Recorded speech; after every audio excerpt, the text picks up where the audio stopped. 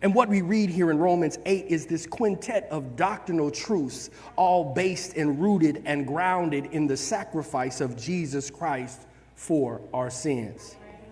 Here in this text, Paul begins with a series of questions. It's 5 questions in particular. If God be for us, who can be against us? Question number 2, if he's given us Jesus, what will he withhold from us? Question number 3, who can lay any charge to God's elect? Question number 4, who is he that condemns? It is God that justifies. Question number 5 turns the corner for us. Who shall separate us from the love of Jesus Christ, which is in Christ Jesus our Lord? This, ladies and gentlemen, is called a diatribe. It's a rhetorical device in which literature would tell us that a series of questions are used that have an emphatic no.